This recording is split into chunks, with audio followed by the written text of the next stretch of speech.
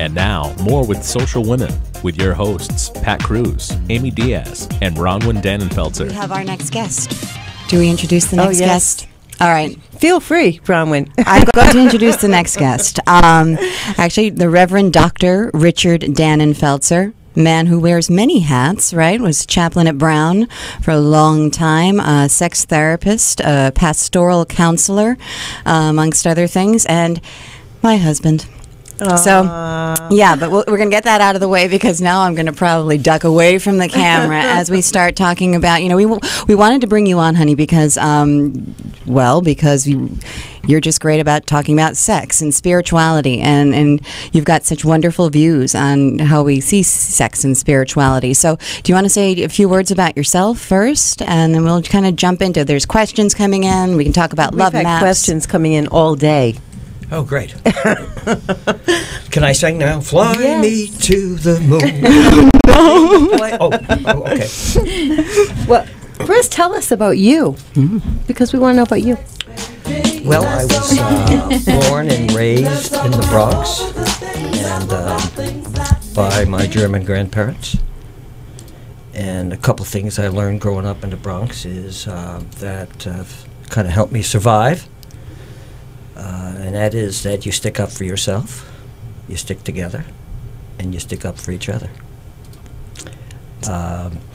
The other thing in terms of the whole connection between sexuality and religion and spirituality, we really are not healthy until we integrate or we get a synergy between our sex value systems, our SVS, and our religious value systems. Because often they are so much in conflict. So one of the things we have to do is synchronize those in a more engaging, a more empowering way. And my grandmother used to say when I would get in trouble, and she'd say, "Solke schade," which means such a shame. And in this country, I don't know what it is worldwide, but in this country, 40 million couples go to sleep at night without having any sex. And it can't be good for your soul. Or any sexual sharing. Really? Yeah. And that's a very important part. It's not the only part of a good marriage or a good relationship, but it's really pretty basic. And I get a lot of, one of the things that's really helpful to me is after I did some service and I went back to Yale Divinity School, and one of the things that I began really thinking about in a creative way was this and it comes right out of the New Testament, because one of the things that's really important, what are your scriptures? In other words, not just in terms of Bible scriptures, but what are your scriptures? What do you read? Who do you know who are your heroes and your heroines? And of course, I reflect back on the truths, on the basic truths of the biblical message. I happen to be a Presbyterian preacher, so one of the things that I've learned is that preach the gospel of love and justice and equality in as few words as possible, on the one hand, but being a Calvinist from the Bronx, that's very, very difficult for me. Well, because, how do you go from, because you had your MDiv first, right? So you became a Presbyterian minister first. What then makes you say that sexuality is such an important part of somebody's psyche and who they are that you go back to school to become a sex therapist? Or why did you bring those two together? Because I think that leads into our next part, is to be a healthy human being, we've got to, one, admit that we are sexual human beings. And you want to hear something really amazing? Yeah. Now, this is what I learned at a relatively late in life, and I mainly learned it through when I went back to school at Yale to work on my PhD, and had some incredible mentors, and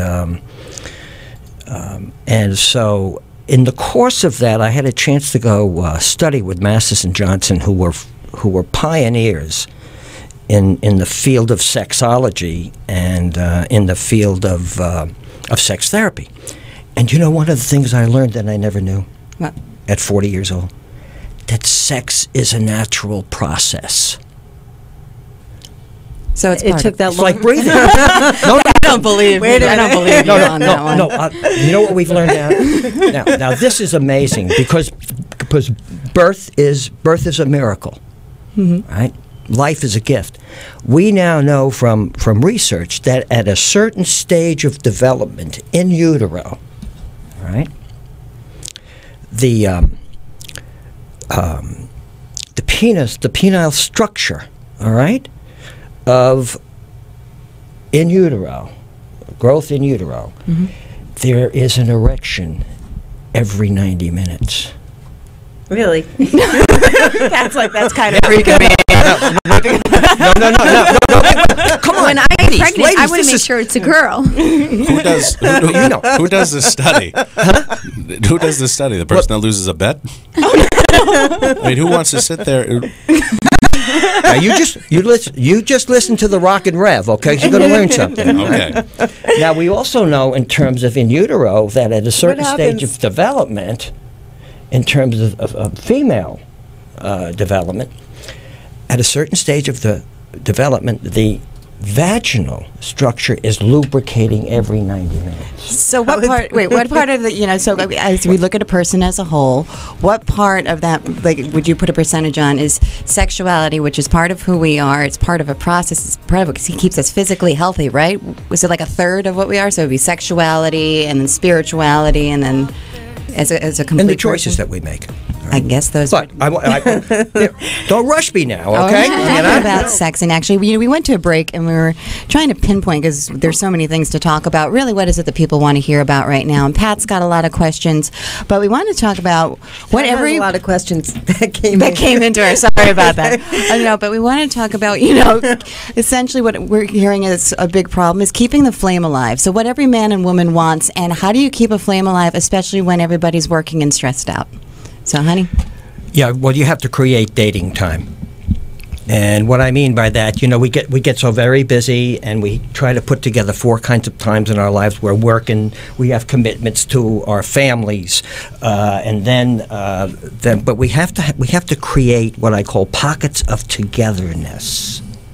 And also, we need to create time for ourselves. Because as my mother used to say, Richard, if you don't take care of yourself, you're not going to be able to take care of each other. Let me just give you what I hear from my clients and patients regarding what really is important to them in terms of keeping romance alive. Romance is very important, all right? Now, you have to prepare. Another thing you have to do, you have to be responsible. You have to communicate because talk is an aphrodisiac. Sharing your feelings, being vulnerable is really passionate. It's a turn-on for people. And you have to fantasize. One way you discover your core erotic theme, if not your love map, is through your fantasies. So how can you enrich your love life with your fantasies, so we can get a lot about what we like, because we live our sexual lives on 3 levels, right? Feelings, fantasies, and then how we behave. The other thing is we have to resolve anger in terms of having a good sexual life or good sensual life. That was the best kind.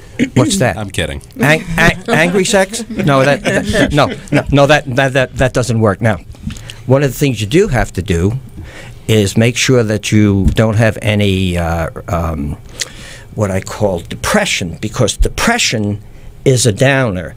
One of the things we all have to do in terms of having a good relationship is learn how to fight. Learn how to fight cleanly, because there's a difference between a lover's quarrel and a grudge fight.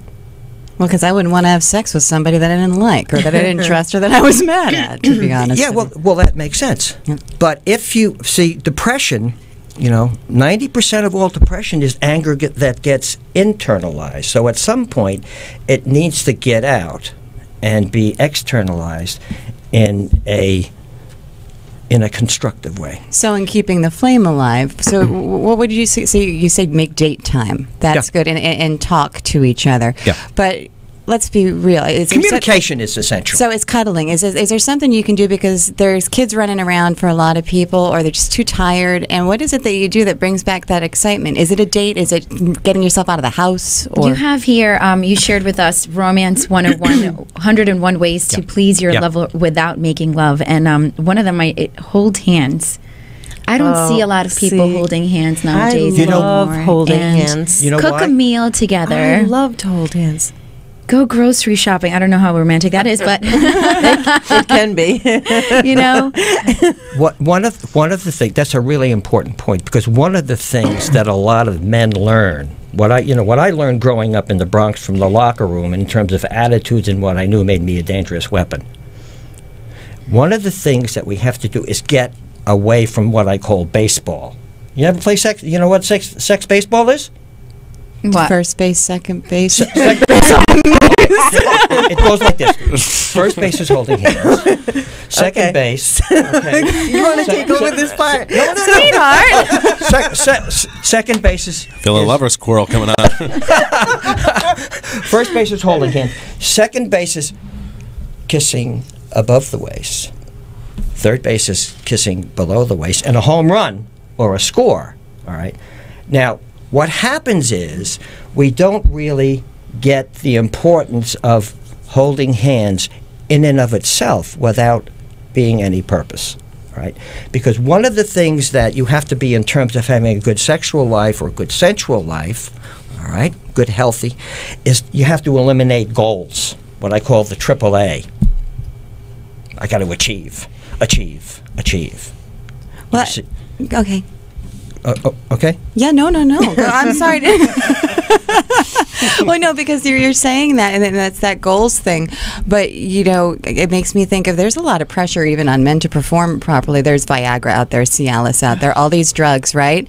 That are, can we talk honestly about Absolutely. this? You're supposed to have a man be able to keep an erection for 2 to 3. Or is it, if you have it past 4 hours, they tell you to go to a doctor? Of course. But like these 2 to 3 hours, well, really? Expectations on both sides there for men to perform properly, which must make it a little bit more difficult. And but you see, that's precisely what causes some of the difficulties. It's the fear of failure. All right, 1/6 of the men in this country at night have erectile problems. Now, the other thing which is really important is to know what the effects of medication is, both in prescription drugs as well as street drugs. For example, alcohol, Eros does not like alcohol, because what happens is alcohol anesthetizes, all right? And also, the other thing that alcohol does, it has an effect on the central nervous system, which is depression. Cold medicine is also a no-no. No, that's right, and a lot of your heart medication. So it's very, very important to know what the effects, in terms of how it's going to affect your sexual life. And this is something you really need to talk with your physicians about, or with your medical person. Okay, so medication, alcohol, no-nos. Well, they're not helping the situation. Our Ustream viewer also had, Chris White had said, and cigarette smoking. Oh, without a doubt. For example, who we are, we're our own sexperts. Mm-hmm. We're our own sensual experts, our passion experts. I know better than anybody else, in a particular present moment, what I want, what I need, and what I feel, in terms of touch, taste, sight, sound, and smell. Now, how is my partner... This is the importance of communication. How is my partner supposed to know what I want, what I feel, what I need, or in fact, what I am not feeling comfortable with, unless you communicate? You tell them. Unless you communicate, and not only in terms of telling, but also in terms of showing. That's right, and we did get out of this last segment too. Talking is the aphrodisiac. That's right. Aphrodisiac. Right. Talking properly is the aphrodisiac. Good. Okay, so we have Because to that's what every man and woman wants. Yes. We all want, as human beings, okay, we want passion in our lives. And passion in our lives is a formula, okay? Passion equals, right, intimacy plus vulnerability plus communication to the highest You power. don't use it, you lose That's it. right. Right? That's right. Who says we don't use math in real life? Pat's been having people send in all sorts of questions for you, Rich. So you know what we're going to do? We're going to do rapid fire question and response. How does that sound? For me? Yeah. You ready? I'll do the best I can. All right. That's all I can say. All right. So somebody here wrote in, how can you tell your man what you do and do not like without hurting his feelings, which I think ties into what Pat and I were just talking about, which is a lot of people have been reaching out to Pat saying, I'm just bored. I'm bored with my sex life. And how do I say that without saying it that way, I guess? Or how do you communicate that to a partner? What's the best way to... Best way is to be direct and upfront and tell the truth in love. If the truth or what you're asking, all right, isn't within the context of love, okay? In other words, your approach. I call it a sandwich. In other words, if you want something to change, what you say is, you know, baby, I love you, and you really turned me on. But I'd like to try something different, all right? And the other thing I tell people to do is to be creative. One of the things in terms of doing therapy, I'll ask people, okay, now, make invitations to each other. And be creative in the invitations, all right? Some of the most... That could be interesting. No. One of the most creative I've ever heard was a lawyer and his partner, right? She was a dancer, and he subpoenaed her to have some sexual sharing, and That is creative. and she got naked and with chocolate, okay, across her breast and chest, okay, said, "Let's get it on." That's what I mean by being creative. Now, the other thing in terms of being creative is to remember when you first meet somebody, right? What was, this is where we get into the kind of the core erotic theme with a love map. It's like you meet somebody, you see somebody across a room, or you see them in a bar, and there's a click, so you go back and to revisit and rediscover what were some of those connections, all right? So you got to be creative, and Eros loves to be teased and coddled and nurtured. Well, I guess you got to keep things interesting, right? And in order to do that, Absolutely. Most people, in other words, one of the presenting problems, issues that I know that I use to make an assessment is, I ask people, now tell me a little bit about your sexual sharing, your sex life. Is it work or is it play? It better be But doesn't it? Do you think that are you hearing from most of the people that you are either counseling or that you've worked with in the past that they are happy with the amount of sex in their life, or is it is that shifting? Over Are more people satisfied with what they're doing? So how often are couples? I just gave you a statistic. Well, how often are couples happy with what is going on with their sex life? Do they just let it go? Yeah, unfortunately, for example, I gave you That's a very big statistic. It's right on target. Wow. And the other thing is that's very, very important is that people the whole notion of talk is an aphrodisiac. Never is something done so much with so little talk. So passion has to do. Talk's an aphrodisiac. Okay. Besides a slow man with gentle hands. And an easy touch. Men feel the same way. I'm sure they do. So when you tell people that they need to spice up their love life, you're saying bring in something new, essentially. Don't just come home with a basket of toys, I think. Right. I mean, I think it's good. I mean, one of the most erotic books ever written was the Kama Sutra.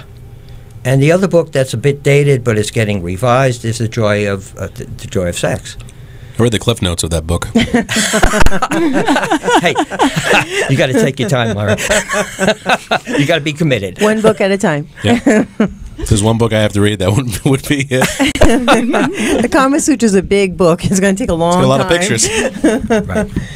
But this kind of leads to a question that I have, which is infidelity. If people are not happy with the sex at home, they have a tendency to stray, right? As we are now in a different time period than the 50s, and the 50s was a conservative time, right? 60s, free love. 70s, women's lib. So we probably saw how those roles were shifting. 80s, we hit AIDS, right? As we hit the 90s and then into the turn of the century, what have you seen with either men and women and statistics on men and women having affairs?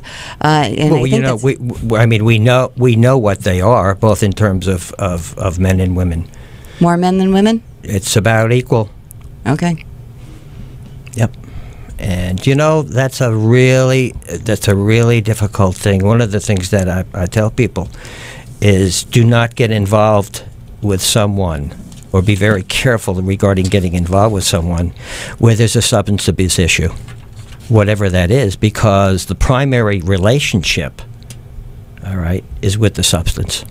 That's true. That's kind of like an affair, isn't it? When somebody that is precisely the point, because what happens is the relationship gets triangulated, all right, and the substance then becomes the lover. Or that becomes the only connection between the two. Excuse me? That only becomes it. Like if you meet somebody at a bar and both of you like to drink, like I've seen a lot of relationships where it seems to get to that, where they just, hey, let's go out for a drink, and that's the only thing that they seem to do. They don't really build on the relationship as far as that's... Right. And if the substance is the only thing that is, quote, keeping, or the bond of the relationship alive, it's not going to last very long. Right. I'm not talking about going out, having a good time, having a date, going to have a cocktail and something to eat, and going to a movie and having some fun. That's not what I'm talking about. All right. I'm talking about where the substance becomes the main bond, right, regarding the relationship. The other thing I also tell people is that do not get involved with anybody who's involved or with someone else, because if they're cheating on somebody else, guess what happens? You said that once, Pat, didn't you? I think I read that on your Facebook page. Yes, I did. Yeah, you passed it. People don't change; they become more of what they do. Right. Anyway. Right.